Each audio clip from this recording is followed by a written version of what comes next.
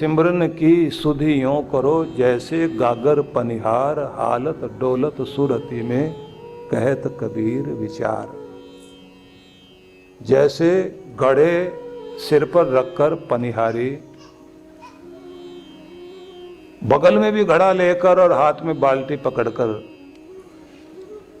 टेढ़े मेढ़े मार्ग से सहेलियों से बात करती भी चलती है, लेकिन बात जरूर करती है, ध्यान ऊपर ही लगा हुआ है। जो घड़े के ऊपर घड़ा रखा है उसके किनारे से उसका ध्यान है, मन वहां टिका हुआ, बातचीत जरूर चल रही, रास्ता भी देख रही।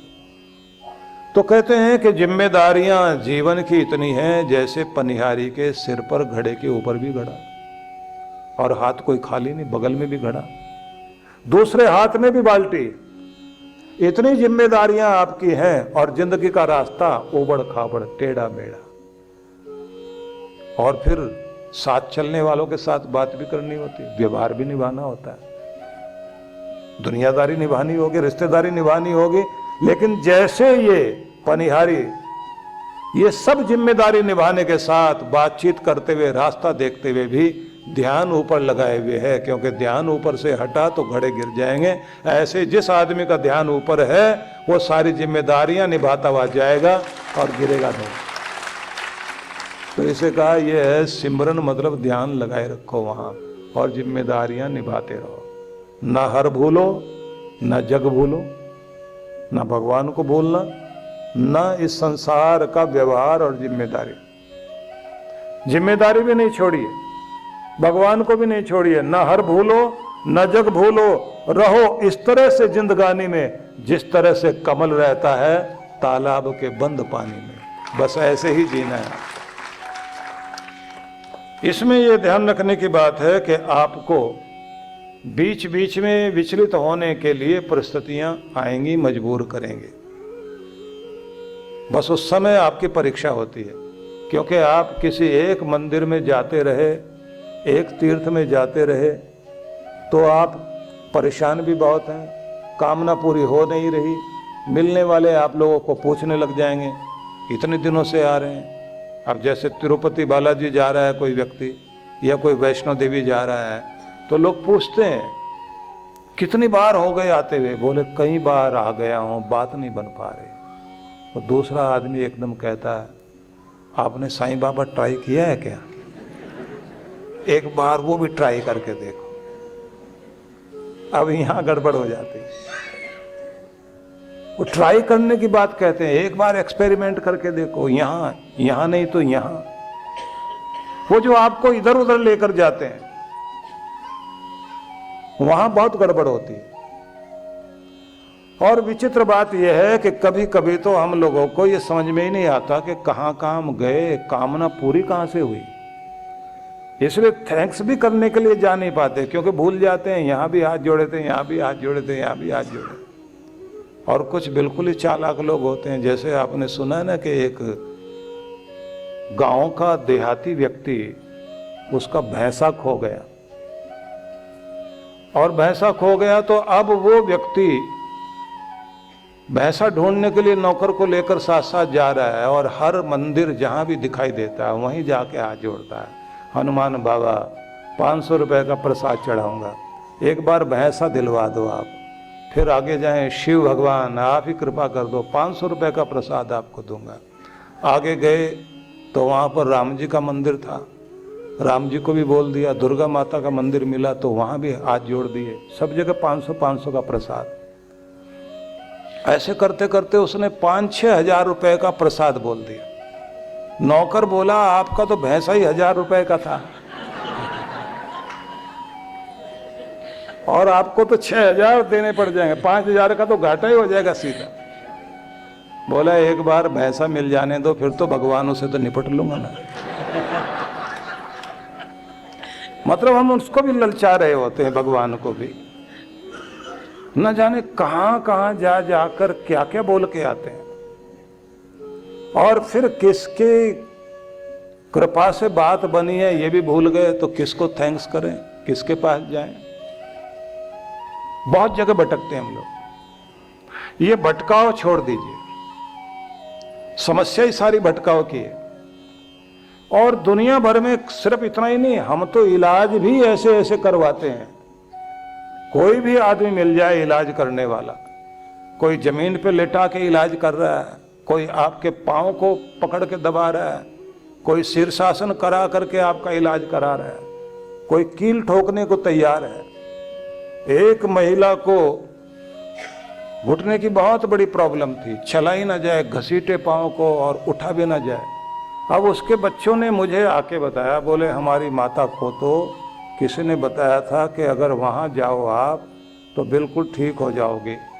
तो हम तो वहाँ गए और हमारी माँ तो बिल्कुल ठीक हो गई। मैंने कहा क्या इलाज कराया? बोले वहाँ का इलाज ये है, सब ने कहा था कि माता जी को लेके जाओगे तो आगे गांव के बाहर एक तालाब है, उसकी मिट्टी उठाकर आप 3 बार ऐसे पीछे की तरफ फेंकनी है और मिट्टी फेंकने के बाद फिर आपको वापस आना है, लेकिन पीछे मुड़ के नहीं देखना। तो माता जी ने ऐसा किया और उनका तो पाँव ठीक हो गया। मैंने कहा बस इतने से ठीक हुआ? बोले नहीं, हम लोगों को तो गांव के बाहर ही खड़ा कर दिया था। हम माता जी को अकेले ही हम छोड़ के आए और उनको अकेले ही आना था। तो माता जी ने फिर बताया कि वहाँ 17 कुत्ते थे और मिट्टी फेंकने के बाद वो जो पीछे भागे 1 किलोमीटर तक दौड़ाया माता जी को। अब एक कुत्ता हो तो पीछा छुड़ाए, 17 हो, 1 किलोमीटर तक दौड़ाया। जो जाम था ना घुटना पूरा खुल गया एक झटके में। बड़े बड़े इलाज हैं दुनिया में, ऐसे ऐसे इलाज बताते हैं लोग। अब आदमी को जान बचानी है तो मैं निवेदन करना चाहता हूं आप सबको, विवेक की आंख जब तक नहीं खुलेगी कल्याण होगा नहीं। हमने तो अपनी आंखें बंद कर ली। तो सबसे पहले स्तुति, उसके बाद अगली चीज आती है नाम जपते जपते इतनी श्रद्धा और इतना प्रेम उत्पन्न कर लीजिए कि आपके अंदर भाव भावना जागृत हो। आपके हार्मोन्स जो है भावनाओं के साथ एक केमिकल रिएक्शन आपके शरीर में आना चाहिए। उससे फिर आपकी जो भाव तरंगे हैं, क्योंकि आपका ये ब्रह्मरंध्र जो है यही ट्रांसमीटर भी है और यही रिसीवर भी है। यहां से इस ट्रांसमिशन से तरंगें बाहर निकलनी शुरू होंगी और जब ये तरंगे वहां तक जुड़ती जाएंगे और आपका दुनिया से ध्यान हट जाएगा और आप भगवान की भक्ति में तल्लीन होकर बैठे, तरंगे यहां से जा रहे हैं। अब वहां से भी तरंगे आने शुरू हो जाएंगे। अब प्रकाश जा रहा है यहां से, और जिस फ्रीक्वेंसी पर आप काम कर रहे हो, परमात्मा की फ्रीक्वेंसी अलग अलग तरह की इतनी ब्रह्मांड में फैली हुई है। जिस जगह पर जितनी वेव में या जो भी वेव आपके काम कर रही हैं, जो भी आपके अंदर के प्रकंपन काम कर रहे हैं, जो लहरें काम कर रही हैं, उसी अनुसार उसी तरह की तरंगों को आप पकड़ने लग जाते हैं। अगर आप शांति पर काम कर रहे हैं तो शांति की तरंगे आने लग जाएंगे, और अगर आपकी फ्रीक्वेंसी और तीव्र है तो तेज शांति की किरणें आपकी तरफ आएंगी। और अगर और बढ़ा लेते हैं आप तो प्रशांति में आ जाओगे, इतने शांत हो जाओगे कि आपको लगेगा सारी अब तक की जितनी भी पीड़ा थी, अशांति थी, सब दूर हो गया, सब तनाव दूर हो गया, और आप अपनी जगह बैठे बैठे बहुत देर तक ध्यान टिका रहेगा आपका। अब आपको कौन सी फ्रीक्वेंसी पर काम कर रहे हैं ये आपको देखना, तरंग पैदा करिए। कनेक्टिविटी आपकी जुड़ गई, वहां से एनर्जी आती जा रही है और आप ऊर्जा से भरपूर हो रहे हैं। कभी कभी तो इतना तेज होता है प्रकाश का प्रभाव, पूरे शरीर के अंदर आपके लाइट ही लाइट फैल जाएगी। इतनी लाइट फैल जाएगी कि आपको लगेगा जैसे अंदर से कुछ जल गया है। कूड़ा करकट सब कालिमा हट गई और आप इतने सुनहरे दिखाई दोगे।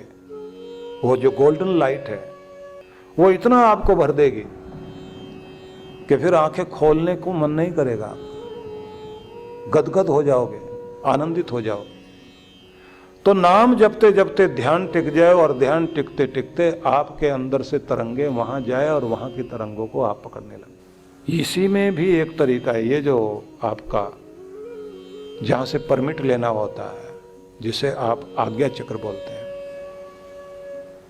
ये जहां आपकी ईड़ा पिंगला दाएं बाएं इनके बीचों बीच सुषुम्ना त्रिकुटी, ये संगम स्थल है। यहां से आप पॉइंट ऑफ लाइट, ये जो छोटा सा एक बिंदु है, यहां से आप देखेंगे एक तरंग आपकी आत्मा की ऊपर की तरफ उठती हुई महसूस होगी। कभी कभी आप शरीर से बाहर निकल जाओगे, शरीर से बाहर जा रहे हैं तो आसमानों में उड़ते हुए एक पतला सा धागा शरीर से जुड़ा हुआ, मतलब एक लाइट शरीर से, हल्की लाइट धागा बन के आपसे जुड़ी हुई है और बड़ी लाइट आपकी आत्मा की वो ऊपर उड़ रही है। इतना हल्कापन महसूस होगा कि आपको लगेगा कि मैं बादलों के पार और ऊपर पूरा प्रकाश फैला हुआ वहां तक पहुंच गया। अब चांद सितारों की दुनिया में आ गया।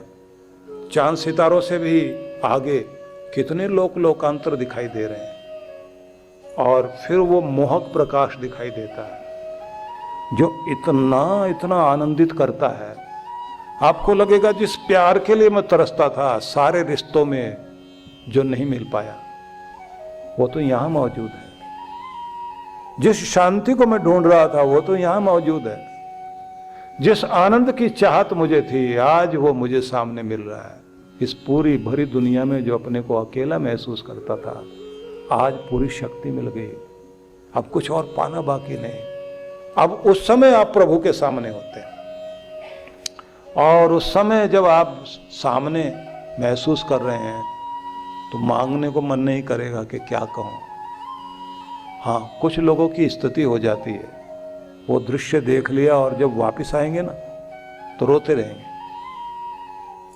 कि फिर से मुझे वही दृश्य दिखा। कोई हंसते रहेंगे बहुत, और कुछ ऐसे स्तब्ध हो जाते हैं कि जिनको ये पता ही नहीं लगता क्या करें, हक्के बक्के वहीं बैठे रह गए। पूछा जाए कि क्या मिला, क्या था, वो कहते नहीं पता क्या था, लेकिन जो था इस दुनिया में नहीं देखा कभी। तो इसे कहते हैं उपासना। और एक इससे अगली चीज आती है प्रार्थना। प्रार्थना वो चीज है कि जब आप शांत मस्तिष्क में होते हैं, एकदम गहरे शांति में, उस समय आप कुछ भी विजुलाइज करके भगवान को अपनी प्रार्थना सौंपते हैं कि ये मुझे चाहिए, और वहां से वो चीजें वापस आपकी तरफ आने लग जाती हैं। तब आपको ये महसूस होता है जो मांगता हूं मिलता है, जो मांगता हूं मिलता। तो थोड़े दिनों के बाद आपको गलतफहमी हो जाती है कि अब मैं उस जगह पहुंच गया हूं, जो मांगूंगा मिल जाएगा मुझे। अब मैं दूसरों के लिए कुछ कहूं वो भी पूरा हो जाता है, तो मैं सिद्ध हो गया। अब ये धोखे वाली बात नहीं है, तो ये सही है। लेकिन अगर इतना मान के आप रुक गए तो प्रगति रुक गई आपकी। मतलब यह है कि मां ने बच्चे को गोद से नीचे उतारना था तो खिलौने पकड़ा दिए और कहा बेटा इन खिलौनों से खेलो। अगर खिलौनों में उलझ गए तो मां अपनी गोद से नीचे उतार के छोड़ देगी।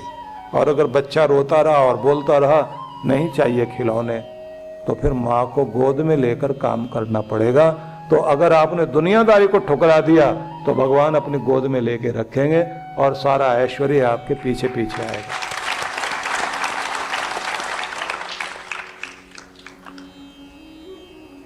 और कमाल तो ये निर्मल अवस्था जैसे ही आपकी जिंदगी में आती है, तो जो कबीर ने कहा ना, कबीरा मन निर्मल भया जैसे गंग का नीर, पाछे पाछे हरि फिरे कहत कबीर कबीर। मन इतना शांत निर्मल हो गया कि उस परब्रह्म से जुड़ गया।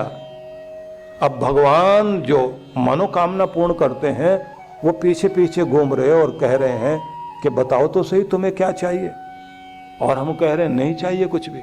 तो भगवान अब पीछे पीछे है, माया पीछे पीछे है, दुनिया की विभूतियां, ऐश्वर्य पीछे पीछे है और कह रहे हैं रुको तो सही, ठहरो तो सही, ये भी ले लो, वो भी ले लो, ये भी देते हैं तुम्हें। और व्यक्ति कहता नहीं चाहिए, क्योंकि अब आप सूरज की तरफ मुंह करके चल पड़े हैं तो छाया पीछे पीछे आ रही है। जब तक आप छाया के पीछे भाग रहे थे तब तक छाया आगे आगे दौड़ रही थी। इसलिए आपको भगवान की तरफ मुंह करके चलते चले जाना चाहिए और आप देखेंगे जो आप पाना चाहते हैं वो सब जिंदगी में आना शुरू हो जाएगा। अब आप सोचेंगे इसके लिए करना क्या होगा। ब्रह्म वेला का लाभ लेना शुरू कर दीजिए। रात्रि में भगवान की भक्ति करके सोइए और बीच बीच में समय निकालकर आप, जैसे रविवार वाला दिन है उस दिन 1-2 घंटा जरूर भक्ति करिए।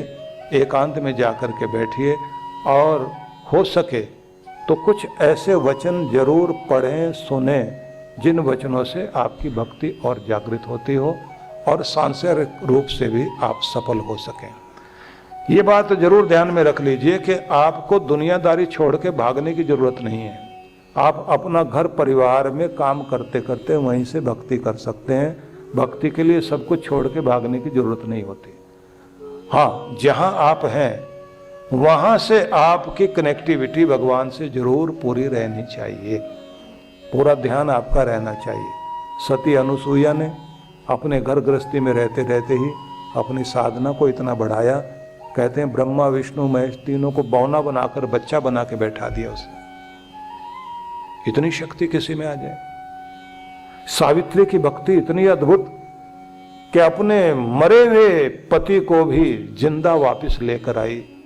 उर्मिला की भक्ति कितनी अद्भुत कि अपने महलों में बैठकर भी अपने पति को, जिस पर ऐसा प्रहार किया गया था कि छाती फट गई, दिल तक वो शक्ति चुभ गई जो मेघनाथ ने उनके ऊपर फेंकी थी।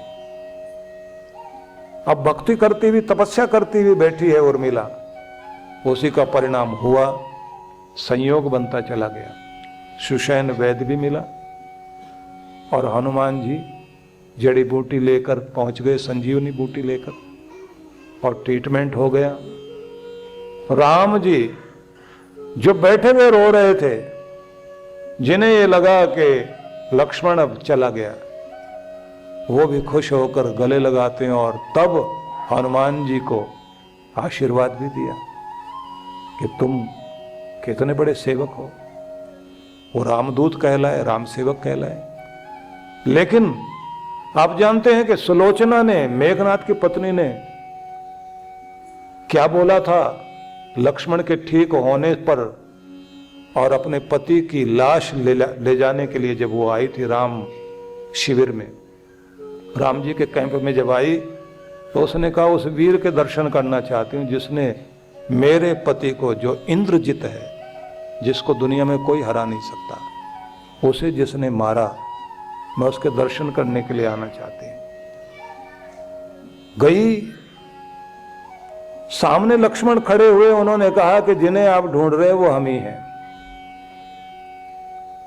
तब उस सुलोचना ने कहा कि आपने मेरे पति को नहीं मारा, क्योंकि पहले उसने, मेघनाथ ने लक्ष्मण को इतना घायल कर दिया था कि मौत के मुंह में पहुंच गए, और जब लक्ष्मण ठीक हुए और फिर दोबारा युद्ध हुआ तो मेघनाथ मारा गया।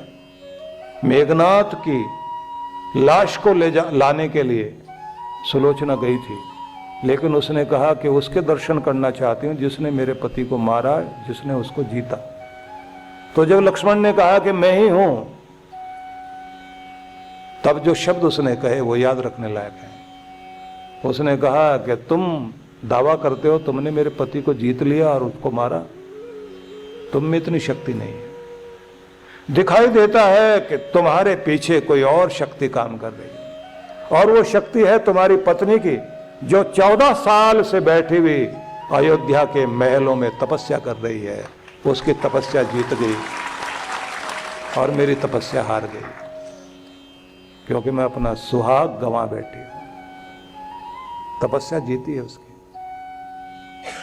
सती, सुमना, अपाला, घोषा, गार्गी, मैत्रेयी, न जाने कितनी महिलाएं हुई जिन्होंने अपने घर परिवार में रहते रहते अपना तप किया और उस ऊंचाई को प्राप्त कर गई जिस ऊंचाई को कोई वन में या हिमालय की कंदरा में बैठ के भी पूरा नहीं कर सकता, नहीं प्राप्त कर पाता। इसलिए मैं आपसे कहना चाहता हूं, आप जहां हैं, जिस जगह पर भी काम कर रहे हैं, वो आपकी कर्म भूमि भी आपकी तपोभूमि बन सकती है। वहीं से आपकी भक्ति सफल हो सकती है। श्रद्धा पूर्वक अपनी भक्ति कीजिए और वहीं आपके ऊपर कृपा हो जाएगी। अपने यहाँ नियम है 40 का नियम, बहुत अद्भुत नियम है। इसलिए तो आप देखते हैं ना, हनुमान चालीसा, दुर्गा चालीसा, शिव चालीसा चलिया करने की परंपरा है अपने यहाँ कि 40 दिन आप नियम निभा लीजिए, उसके बाद नियम आपको पकड़ लेगा और नियम आपको पकड़ ले तो समझ लीजिए आपका हाथ भगवान पकड़ लेगा, फिर तो कृपा आपके साथ होनी शुरू हो जाएगी। अब इसका फायदा बताता हूं आपको। अगर आप 40 दिन तक लगातार ऐसे अपने आप को शांत बनाए रखेंगे तो दुर्भाग्य कितना भी चल रहा हो आपकी तरफ खिंच के आना शुरू हो जाएगा सौभाग्य, और दुर्भाग्य निकलेगा ही। मनुष्यत जहां रहती है तो लक्ष्मी की एक बहन का नाम है दरिद्रता। जहां मनुष्यत रहेगी तो दरिद्रता भी जरूर रहेगी, और जहां मनुष्यत नहीं है तो दरिद्रता को जाना पड़ेगा, लक्ष्मी को आना पड़ेगा। तो मुस्कुराते हुए जाएं और मुस्कुराते हुए आएं। दिन की शुरुआत मुस्कुराते हुए करें और 5 मिनट तो खुल के सुबह सुबह बाथरूम में दरवाजा बंद करके खूब जोर जोर से हंसना, अच्छे से खुश होकर हंसना। और उसके बाद मुस्कुरा करके हंसकर फिर आप अपना खुद का, वो जो खुद खींचू वाली बात कही था ना मैंने, सेल्फी अपनी लेके देखना, सेल्फी आप फोटो लेके देखना। आप उससे पहले दिन एक दिन लेके रख लीजिए, उससे बाद में अगले दिन जब आप खुल के हंस लोगे फिर आप अपना फोटो लेना। तब आप ये कहोगे पहले से ज्यादा जवान नजर आ रहा हूं, ज्यादा अच्छा लग रहा हूं। और हर दिन देखते जाना कि बुढ़ापा पीछे छूट रहा है और आपका यौवन आपके साथ चल रहा है, आप स्वस्थ होते जा रहे हैं। और आपने एक बात देखी होगी, सब्जी वाला जो है ना, जब सब्जी बेचता है, भले ही 3 दिन पुरानी हो, अगर उससे पूछे कि कैसी है सब्जी, बोले बिल्कुल ताजी, वो कभी उसको बासी नहीं बताता, भले ही 3 दिन पुरानी हो। और दूसरा क्या काम करता है, थोड़ी थोड़ी देर के बाद उसमें छींटे मारता रहता है। और कभी कभी तो हालत ऐसी होती है, तेज गर्मी पड़ रही हो और आप सब्जी लेने चले जाएं तो सब्जी वाला आपको देने से पहले 5 मिनट तक तो छींटे ही मारता रहेगा, छींटे पर छींटे, छींटे पर छींटे। खरीदने वाला भी हाथ जोड़ के कहता, भाई साहब अगर सब्जी होश में आ गई हो तो 2 किलो दे देना। उससे पूछा गया ऐसा क्यों करते हो, कहता साहब जब पानी का छींटा मारता हूं तो मेरी सब्जी हरी भरी नजर आती है। तो क्या समझ में आया, आप भी अगर 2-4 गिलास पानी लगातार पीते रहें तो आपकी सब्जी भी हरी भरी रहेगी जरूर। तो अपने जहां काम करते हो आप एक आदत बना लो, पानी का गिलास भर के रखिए। ऑफिस में काम करते हो तो अभी पानी पूरा पी लिया तो भी गिलास को खाली मत रखो, उसको पानी से भर दो। जब सामने पानी भरा दिखाई देता है ना तो पीने की इच्छा अपने आप हो जाती है। 70% शरीर के अंदर पानी ही है, और अगर आप अपना पानी ठीक रखते हैं तो आपकी सब्जी ताजी रहेगी जरूर। फिर कितनी भी पुरानी सब्जी क्यों ना हो, हरी भरी नजर आएगी। तो समझ में आया, व्यायाम, प्राणायाम, कार्डियो एक्सरसाइज, पानी की मात्रा अच्छी और अच्छी नींद और प्रॉपर डाइट, ये तो आपको करना ही है। उसी के साथ में कृष्ण भगवान जो कहते हैं उसे भी याद करना। कृष्ण भगवान क्या कहते हैं कि सुख दुख आएंगे, बैलेंस बनाना सीख जाओ। यही तुम्हारा बड़प्पन है कि कैसी भी स्थिति क्यों ना हो, छोटे बच्चों की तरह हर समय रोते रहने की आदत मत बनाना। छोटे बच्चों की तरह से हर बात में शिकायत करने की आदत मत बनाना, और अगर हो सके तो धन्यवाद करना और शुक्र मनाने की आदत बना लो, तो कृपा ही कृपा होगी। शेख सादी नाम के एक बहुत अच्छे फकीर हुए, उन्होंने बहुत सारी किताबें लिखी। तो उन्होंने अपनी जिंदगी का एक उदाहरण लिखा, तो वो उदाहरण याद कर लेना चाहिए। कहते हैं कि बादशाह ने उसे मान देने के लिए अपने राज दरबार में बुलाया था। अब जब वो जाने के लिए तैयार हुआ तो अपने घर की अलमारी खोल करके और उसमें ड्रेस ढूंढ रहा था कि कौन सी ड्रेस पहन कर जाऊं। तो ज्यादातर कपड़े उसके पुराने और फटे हुए थे, तो कोई भी ऐसी ढंग की ड्रेस नहीं थी जो राज दरबार में पहन के जाता। मन बड़ा निराश हुआ। तो सामने धर्मस्थल था, पूजा गृह, तो ये वहां चला गया प्रार्थना करने। और प्रार्थना करते हुए इसने क्या कहा कि तुमने मुझे इतनी अक्ल दी कि राजा भी बादशाह भी मुझे मान देने लगा, लेकिन इतनी गरीबी दी साथ में कि ढंग के कपड़े भी नहीं है मेरे पास कि मैं राज दरबार में जा सकूं। तो देने वाले मालिक, आज मैं तुझसे शिकायत करता हूं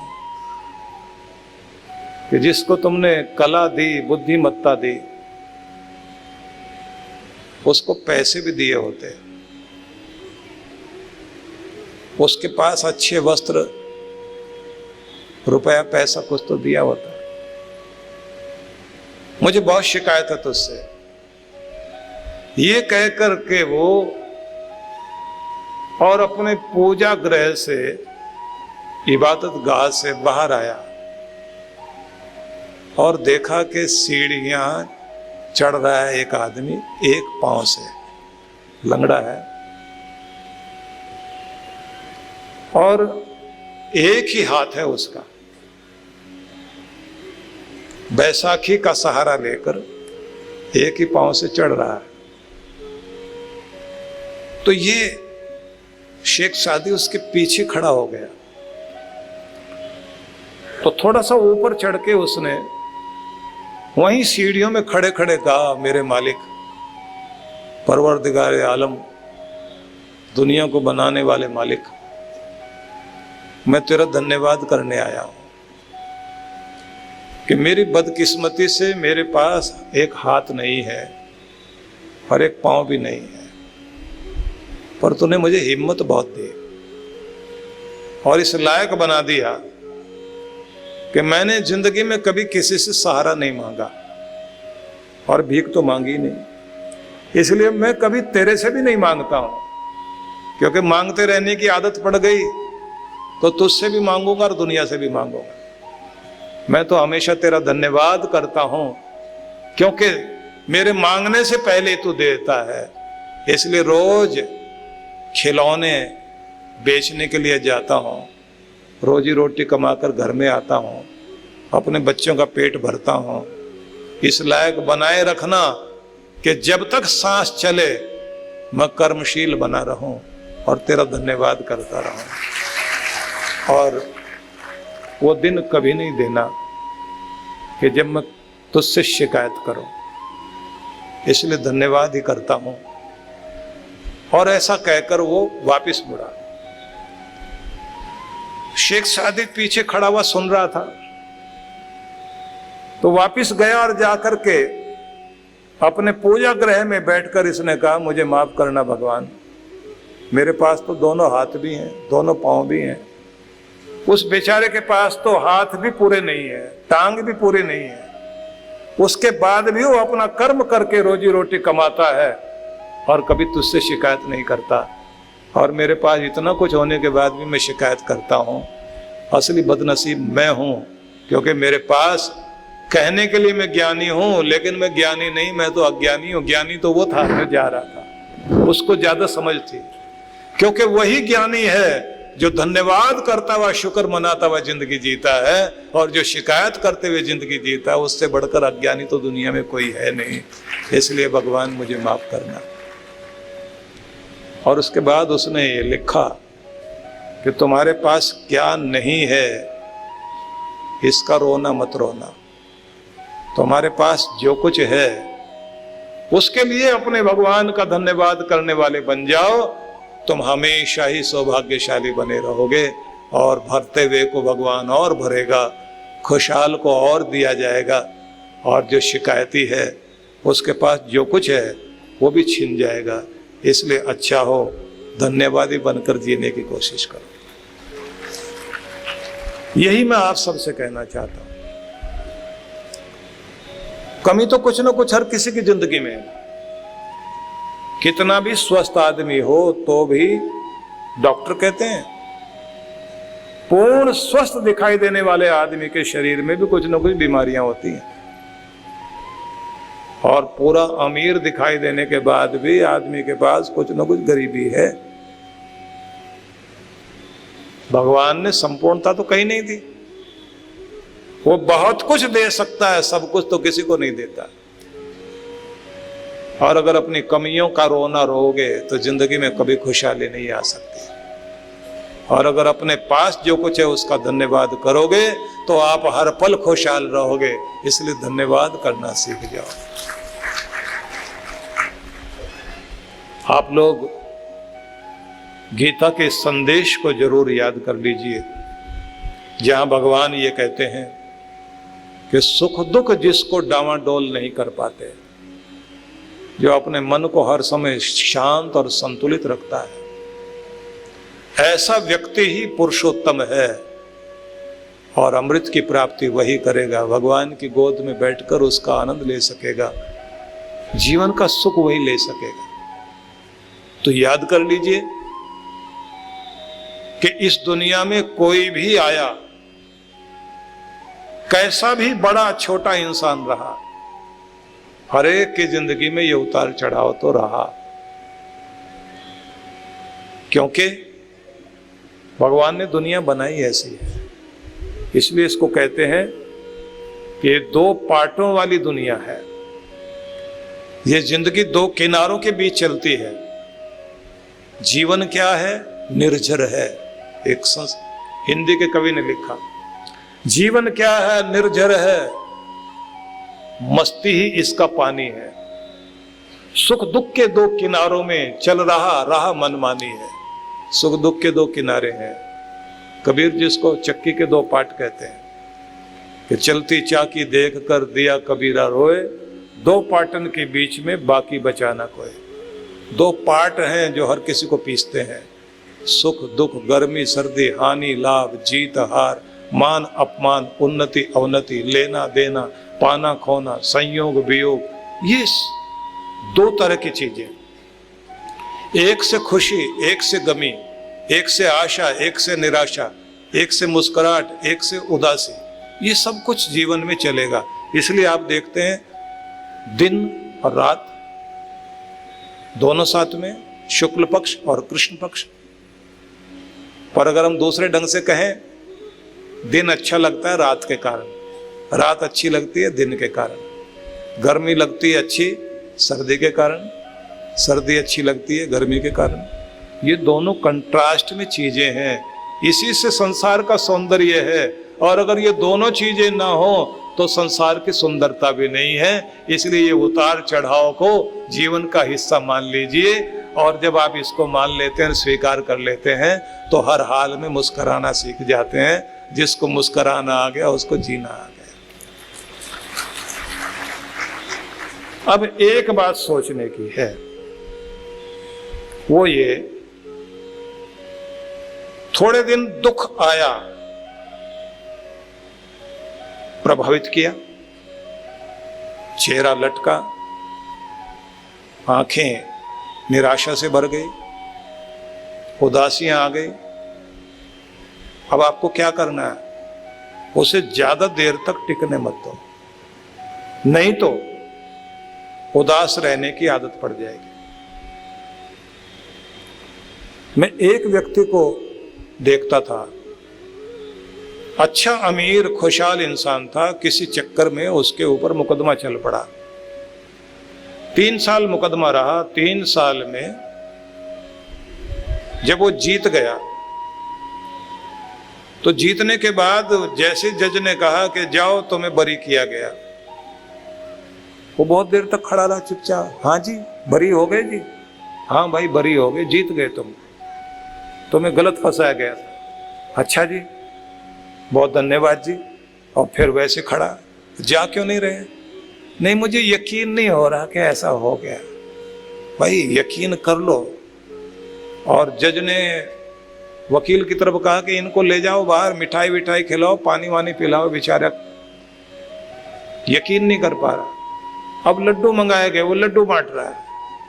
लोग पूछ रहे क्या हुआ? बोले हम जीत गए। बोले चेहरे से तो नहीं दिखाई दे रहा, चेहरा लटका हुआ। घर में खुशी मनाई गई तब भी चेहरा लटका हुआ। 3 महीने हो गए, सब कहें अब तो हंसो। नहीं नहीं मैं खुश हूं अंदर से। जन्मदिन के मौके पर सब खुशी मना रहे हैं, डांस कर रहे हैं और उससे कह रहे हैं तुम भी नाचो। अब हाथ भी ऊपर कर लिया उसने, मुंह लटका हुआ, हाथ ऊपर कर रहा है। उससे कहा कि हो क्या गया? बोले 3 साल की प्रैक्टिस है, एक दिन में छूट जाएगी क्या? 3 साल हो गए उदास रहते रहने। अब अगर आपने प्रैक्टिस उदास रहने की कर ली तो फिर आपको कोई नहीं हंसा सकता। और अगर आपने हंसने की और खुश रहने की आदत बना ली तो ये बात ध्यान रख लीजिए, दुख के बादल आएंगे लेकिन आपको तोड़ नहीं पाएंगे। इसलिए अपने आप को अगर दुख भी आ जाए तो ऐसा मत करो कि खुशी आपके घर का पता पूछे और आप पड़ोस वाले का बता के चले जाएं, क्योंकि ये आदत बन जाती है। कर्मठ होना आदत, उदास होना आदत, मुस्कुराते रहना आदत, माथा पीटते रहना आदत, गुस्सा करते रहना आदत, खींचते रहना आदत। तो अगर बनानी है आदत तो अच्छी बनाइए। और उसके लिए आपको क्या करना है? 40 दिन की प्रैक्टिस शुरू कर लीजिए। 40 दिन अगर आप लगातार जारी रखेंगे तो आपके जीवन में सौभाग्य बनेगा ही बनेगा, निश्चित रूप से सौभाग्य बनेगा। आपकी जिंदगी खुशहाल होगी। आप सबको बहुत बहुत बधाई। तो कल से आपने पूरे उत्साह के साथ आना है। और जैसे कृष्ण भगवान ने कहा कि जो सुख दुख में संतुलन बनाना सीख गया, मेरा अमृत उसके लिए है और मेरे आशीर्वाद उसके लिए है। वो हमेशा फल फूलेगा, खुशहाल रहेगा। तो कोशिश कीजिए कि आप अपने आप को वैसा बना सकें। और जैसे मैंने आपसे कहा कि आपकी जो संभाव्य शक्ति है, जिसके बारे में आपको यकीन नहीं कि यहाँ तक भी मैं जा सकता हूँ, उसको केवल गुरु समझता है। इसलिए अपने आप को गुरु के साथ जोड़ के चलेंगे तो निश्चित रूप से आप अपने जीवन में उस चीज को अनुभव कर सकेंगे कि हमारा जीवन कहाँ अंधेरे में था और कहाँ से कहाँ हम लोग पहुँच गए।